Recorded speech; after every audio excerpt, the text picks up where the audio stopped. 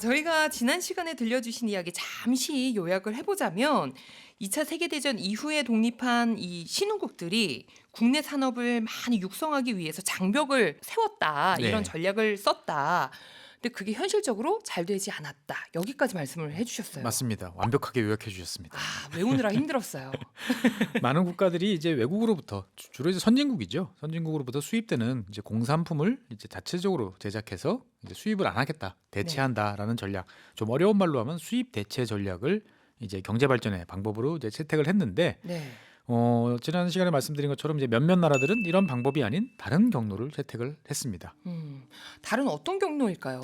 그러니까 대부분의 나라들은 이제 내가 수입하는 만큼만을 이제 만들어서 이제 수입을 안 하겠다, 그러니까 네. 수입을 줄여나가겠다라는 전략이었는데, 몇몇 나라들은 그게 아니고 공장에서 물건을 적극적으로 만들어서 이걸 음. 다른 나라에 팔아서 돈을 벌겠다. 그래서 이렇게 어. 해서 경제를 발전시키겠다라는 네. 거죠.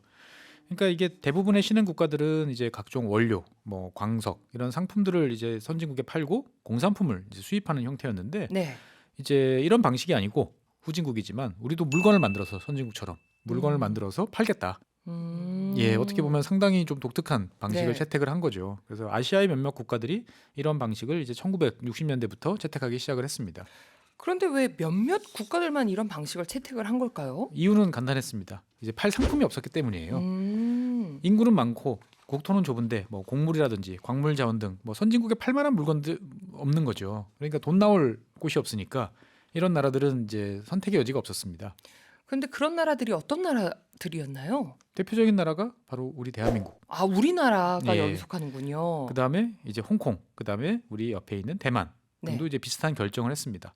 이런 나라들의 공통점은 가진 것이라고는 사람밖에 없어요. 음. 그러니까 노동력은 풍부하니까 인건비는 낮죠. 네. 근데 또 다른 한편으로 보면 희한하게 이제 기본적인 학교 교육을 받은 비율은 꽤 높아가지고 네. 세계 기준으로 보면 노동력의 수준은 또 나쁘지 않은 괜찮은 그런 노동력을 보유했던 나라였던 거죠. 네. 그래서 공장을 만들어서 이 저렴한 인건비로 물건을 만들어서 선진국에 수출하겠다라는 새로운 발상을 한 것입니다. 지금 보면 참 당연한 선택인 것 같은데 말이죠. 그렇죠? 그렇죠. 그러니까 지금은 당연히 그래, 뭐 우리도 그런 나라일수록 물건을 만들어서 팔아서 빨리 수출을 해서 경제 성장을 해야지라고 네. 하지만 1960년 당시에는 상당히 이상한 이제 결정이었던 거죠. 공장에서 물건을 만들어서 다른 나라에 판다. 이런 것들은 선진국만이 할 수 있는 이제 독점적인 영역이라고 생각을 했던 거죠. 근데 여기에 돈도 뭐 능력도 별로 없어 보이는 신흥국들이 이제 나도 하겠소라고 명함을 내미는 것은 상당히 네. 생각하기 힘든 이제 일이었습니다. 그런데 이제 1960년대 이런 국가들의 이제 도전에 이제 도움을 줬던 것들은 세계가 조금씩 이제 변화하고 있었던 것이죠. 네. 그래서 이들 국가들한테는 이제 기회의 문이 조금씩 열리기 시작을 했습니다. 어떤 기회들이었을까요? 뭐 해외에서 물건을 사오는 것은 이 시간에도 여러 번 말씀드렸지만 기본적으로 이제 대부분의 경우에는 배를 가지고 이제 운항을 하잖아요. 네. 그러니까 시간도 비용도 이제 많이 들 수밖에 없던 거죠. 뭐 증기선이 만들어진 다음에 많이 내려갔다라고 하지만 꽤 비용이 많이 들었죠. 그런데 이제 이때를 전후해서 새로운 운송 수단이 도입되면서 이제 멀리서 물건을 갖고 오는 가격이 더 떨어지게 되고 수익 규모도 커지게 됐습니다. 운송수단의 발달, 예. 변화 뭘까요? 예전에 19세기였으면 이제 증기선이었는데 20세기에는 이제 컨테이너가 등장을 합니다. 이때 컨테이너가 예. 등장을 하는군요. 예. 컨테이너는 의외로 이제 나중에 태어난 이제 존재예요. 네. 컨테이너 다 아시죠? 보면은 이 사각형, 그렇죠. 직사각형, 배에 실는. 알루미늄 박스로 만들어진 컨테이너 차곡차곡 이제 높이 쌓아 올리는데, 이 컨테이너는 이제 그 크기와 모양이 전 세계 어디나 똑같습니다. 네. 길이만 좀 다를 뿐이지 딱 표준이에요. 전 세계 표준. 그렇기 때문에 이제 운송 비용을 엄청나게 낮출 수 있었어요. 그러니까 항구에서도 이제 짐들을 하나씩 하나씩 옮기는 게 아니고 이 컨테이너라는 박스 안에 집어넣고 쭉쭉쭉 크레인으로 옮겨가는 거죠. 그러다 보니까 과거에 비해서 훨씬 빠르게 이제 움직일 수 있었고, 그 다음에 일단은 문이 잠겨 있잖아요. 네. 그러니까 도난, 뭐 분실, 어. 훔쳐가려면 그걸 통째로 훔쳐가야 되니까 그렇죠. 쉽지 않은 거죠, 보면은. 그래서 이 컨테이너가 등장하기 이전에는 그럼 어떻게 했느냐? 컨테이너가 등장하기 이전에 화물을 나르던 항구의 모습은 이제 혼란과 이제 복잡함 그 자체였습니다. 생각해 보면 컨테이너 박스 하나만 탁 옮기면 되는 거를 네. 일일이 사람들이 다 자 김씨 나르시오, 그렇죠. 예, 네, 박씨 맞습니다. 받으시오 이렇게 했을 거 아니에요. 맞습니다. 왜냐면 화물 모양이 천차만별이니까. 네네. 그러니까 뭐 지금도 생각해 보면 컨테이너 말고 또 뭘로 나르지?라고 생각해 보면 뭐 석유는 유조선. 그다음에 뭐 그렇죠. 곡물 같은 경우도 뭐 곡물 운반선 이런 것들이 있어요. 뭐 이런 것들은 이제 이 목적에 맞는 별도의 화물선이 있습니다. 그러니까 뭐 곡물이나 석유 같은 경우는 펌프로 쭉 빨아들여서 배에다가 집어넣고 다시 배가 항구에 도착하면 다시 펌프로 빨아들여 가지고 쭉 옮기는 거죠. 네. 그러니까 이런 것들은 예나 지금이나 큰 문제가 안 됐어요. 그럼 문제는 뭐냐? 이런 각종 그 공산품이라고 하는 거. 뭐 이를테면 책장도 있고 자동차도 있고 그러면 이제 크기도 천차만별이고 그렇죠. 모양도 다 다르고 어떤 애들은 포장하려면 두껍게 포장해야 되고 네. 누군가는 뭐 그냥 있어도 되는 거고 화물선의 공간에다가 이걸 차곡차곡 쌓을 수가 없는 거예요. 그렇겠네요. 그러다 보니까 화물선이 공간이 버려지는 경우도 많은 거죠. 그래서 이 1950년대 같은 경우는 이 배에다가 이런 화물을 싣는데 보통 100명 이상이 달라붙어 가지고 2주 이상 걸리는 일이었습니다. 와. 요즘에는 거대한 컨테이너 선도 몇 시간이면 다 내리고 벌써 배는 떠나가는데 올리는데 배에다 실는데 2주, 네. 내리는데 2주. 그러면 이제 한 달 걸리는 거죠. 그러니까요. 그러다 보니까 이제 미국과 유럽 사이에서 이제 물건을 옮기는 것들은 당시 가장 발달한 나라가 이제 미국하고 유럽이잖아요. 네. 그러니까 이 대서양으로 왔다 갔다 하는데 한 3개월 정도 소요가 됐고요. 네. 운송 비용은 전체 화물 가치의 한 20% 정도가 이제 됐다고 그래요. 그러니까 100원짜리 물건을 유럽에서 미국으로 보내면 120원 정도의 이제 한 20% 정도는 운송비로 들어간다. 이렇게 생각하시면 됐던 거죠. 근데 정말 들어보니까 굉장히 비효율적이고 컨테이너 없이는 예. 참 아비규환이었을 것 같기도 한데 네. 이렇게 되면 수출을 아무리 많이 하고 싶어도 참 힘들었겠어요. 그렇습니다. 이렇게 복잡한 항구에서 잊어버리기도 많이 네. 잊어버리고 망가지는 것도 많고 이걸 다시 또 트럭에 싣고 또 기차에 싣고 어디까지 네. 오는 건 쉽지 않은 거죠. 그러다 보니까 공장들이 이 당시에는 최대한 항구에 가까이 있는 게 유리했어요. 그래서 우리는 지금 그냥 대도시라고 생각하는 런던, 함부르크, 뉴욕 이런 도시들은 다 이 1950년대, 60년대까지는 제조업 중심지기도 했습니다. 아, 공장이 그쪽에 있으면 네, 편하니까. 뉴욕 같은 경우가 뭐 열심히 옷도 만들고 하던 도시였어요. 근데 이제 느리고 비싸기만 하던 이런 이제 수송의 혁명이 일어난 것들은 이제 1956년부터였어요. 이 미국에서 트럭을 가지고 운송회사를 운영하던 이제 말콤 맥린이라는 사람이 이 컨테이너라는 걸 이용해서 수송을 하면 편해질 것 같다라고 네. 생각을 했던 거죠. 그래서 일정한 규격의 상자에다가 각종 제품들을 다 집어넣고 그다음에 그 상자채로 들어서 움직이면 네. 운송도 편하고 그다음에 배에다 실을 것도 그냥 크레인만 있으면 들어서 척척 올리면 되니까 네. 빠르게 할 수 있겠다. 그리고 제일 중요한 거는 이제 항구에서 필요한 많은 사람들이 줄어들 수 있겠다. 인건비가 덜 들겠다라고 생각을 했던 거죠. 그런데 박사님 생각해 보면 이 컨테이너라는 게 참 예. 쉬운 거잖아요. 정말 쉽죠. 단순한 거죠. 그냥 단순하게 만들어서 그 안에 상자 그냥 박스 포장하듯이 다 넣기만 하면 되는 건데 그렇습니다. 문 닫고. 기발한 아이디어도 아닌 것 같은데 어떻게 우린 그 생각을 못했을까요? 그러니까 항상 발명이라는 게 남들이 해놓은 것 보면 너무 쉽고 당연한 거예요. 아, 저거 나도 생각했는데 막 이렇게. 그렇죠. 그러니까 이 컨테이너라는 물건이 처음 만들어져서 이제 편리하고 이제 운송 비용을 낮출 수 있다라는 것들이 알려지기 시작하니까 네. 너도 나도 많은 업체들이 이제 컨테이너를 만들어서 이제 사용하기 시작하는데 새로운 문제가 발생합니다. 사람마다 생각했던 내가 제일 좋다고 생각했던 컨테이너의 크기와 모양이 다 달랐던 거예요. 그러면은 오히려 힘든데. 그렇죠. 오히려 힘든 거죠. 네. 그래서 누구는 뭐 8피트 길이로 네. 미국이니까 피트를 썼죠. 그래서 누구는 24피트, 누구는 뭐 35피트. 네. 그다음에 모양도 누구는 이제 위쪽에 고리를 걸어서 이렇게 끈으로 크레인으로 올리면 좋을 것 같아 해서 고리를 다는 경우도 있었고 또 어떤 곳은 아래쪽에 지게차가 들어올리기 좋게 홈을 파놓는 경우도 있었어요. 네. 그러다 보니까 모양이 다 조금씩 다른 거예요. 길이도 다르고. 우리가 장을 보러 가도 대형마트 가면은 이제 박스에 담아갈 수 있게 해놨잖아요. 예. 근데 여기 보면 라면 박스, 과자 박스, 뭐 바나나가 담겨져 있던 박스 이런 거가 다 제각기 크기가 달라서 네. 물건을 싣고 나면은 예. 이게 차에 다시 옮겨 실는데 이게 오히려 안 불편하죠. 맞아가지고 저는 바나나 박스를 제일 좋아합니다. 오픈되어 있어서요. 예, 그 손잡이도 손잡이 좋고 있고. 튼튼해요. 그래서 이게 오히려 적재하기가 쉽지가 않잖아요. 예. 효율이 굉장히 떨어졌겠어요. 맞습니다. 그래서 이걸 표준화하는 것이 되게 중요했는데 사실 표준화라는 거는 이제 결과로 보면 좋은데 그 과정은 되게 힘든 일입니다. 왜냐하면 나는 이미 만들어서 네. 활용하고 있는데 표준이 내가 사용하던 건 달라져.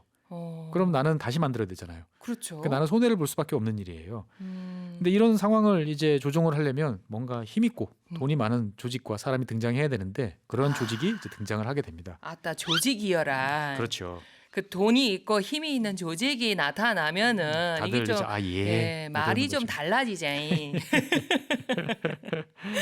누구였나요 그 조직은? 바로 미국 해군이었습니다. 우리가 생각하는 그 뒷골목의 그 조직은 아니었네요. 뭐 어마어마한 조직이죠. 미국 예, 해군이면. 어떻게 보면 그럴 수 있나요?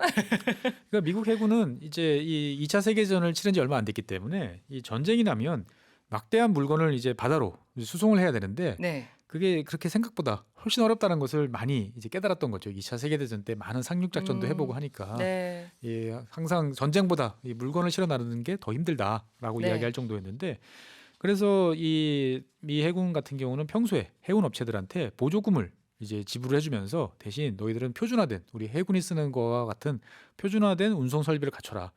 그래야 이제 필요하면 너희들 배를 우리가 다 갖고 와가지고 편하게 쓸 수 있잖아요. 네. 이렇게 했는데 컨테이너라는 것들이 막 등장을 하니까 저거는 되게 좋은 것 같은데 컨테이너 크기들이 막 천차만별로 바뀌니까 아 이건 안 돼.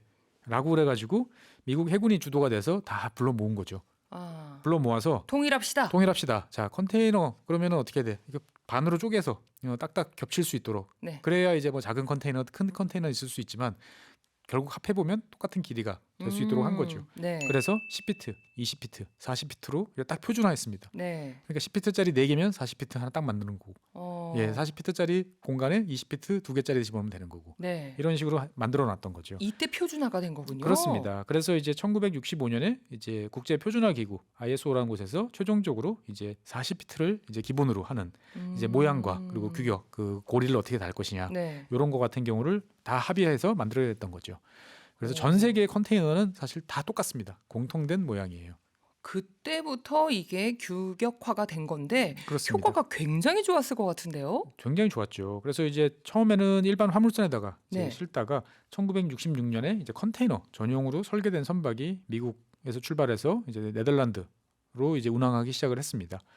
그래서 배가 딱 도착을 해보니까 컨테이너를 바로 척척척 크레인이 내리는 거죠. 그러면 네. 기다리고 있던 트럭 위에다가 실어서 척척. 바로 출발할 수 있으니까 항구 안에 뭐 오랫동안 묵혀놓고 쌓아놓을 필요가 없는 거죠. 네. 그러니까 배송 시간도 줄고 비용도 극적으로 이제 줄어들게 되는 것들을 다들 이제 미국과 유럽 국가들이 체감을 하게 됐던 거죠. 네. 그래서 2년이 지난 1968년이 되니까 이 대서양에서는 과거와 같은 여러 가지 물건들을 잡다하게 싣고 다니던 화물선들은 거의 사라지게 됐습니다. 단 2년 만에.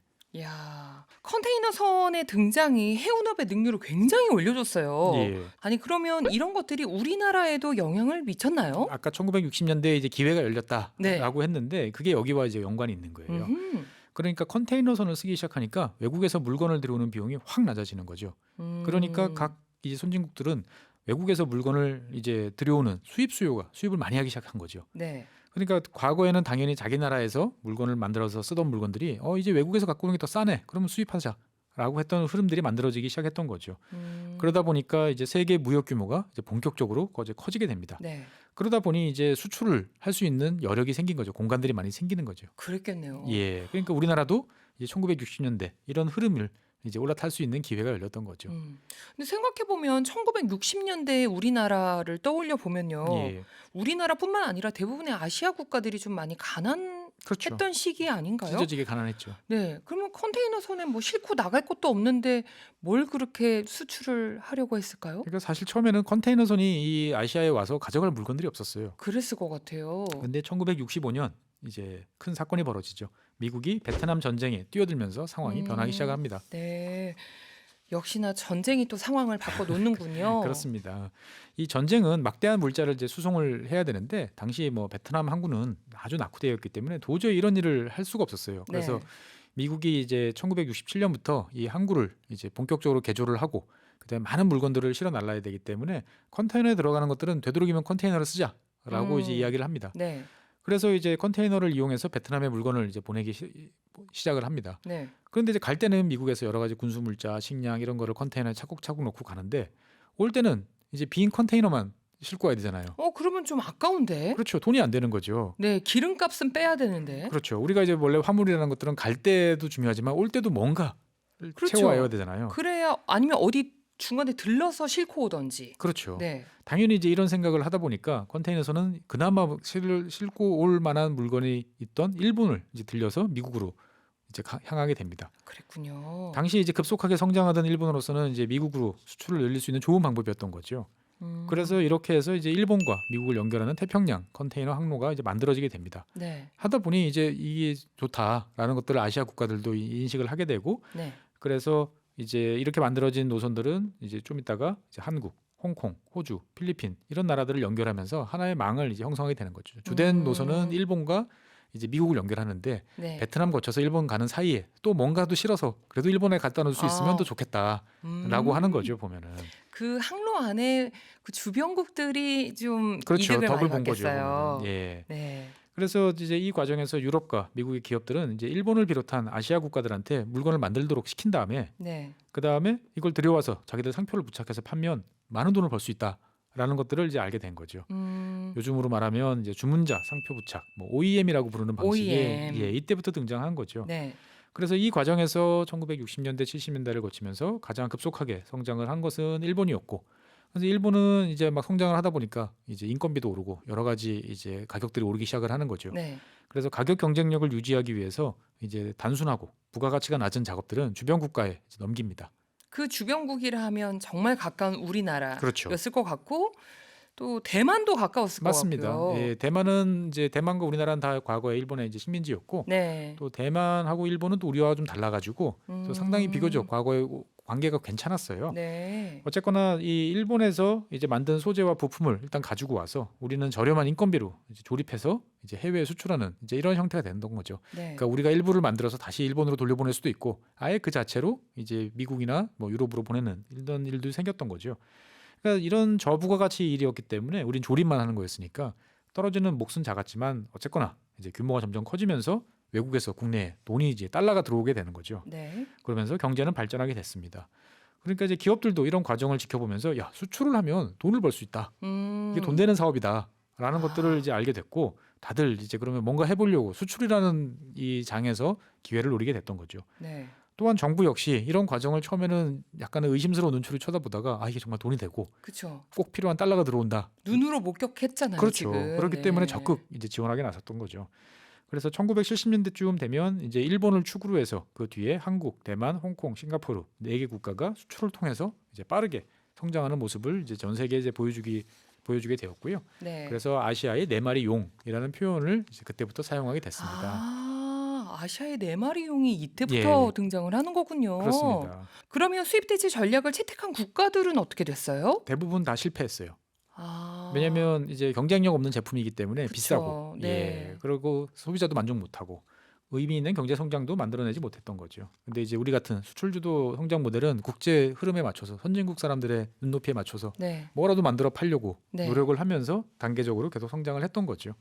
그러니까 지나고 보면 참 운이 많이 작용했다 이런 생각도 들기도 하지만, 다른 네. 한편으로 보면 이 아시아 4마리의 용이라고 부르는 나라들은 오로지 사람 빼고는 아무것도 없던 나라들이기 때문에 이런 절박함이 어떻게 보면 승부수를 던졌다라고도 네. 볼 수 있는 거죠. 그래서 이렇게 잘 돌아가던 상황은 다시 1970년대 이제 중반을 넘기면서 또 큰 어려움을 겪게 됩니다. 역시나 해피엔딩을 기대한 내가 바보였어. 큰 어려움이 있었다는 이야기의 다른 의미는요. 네. 다음 주를 기대해 주세요라는 의미입니다. 예.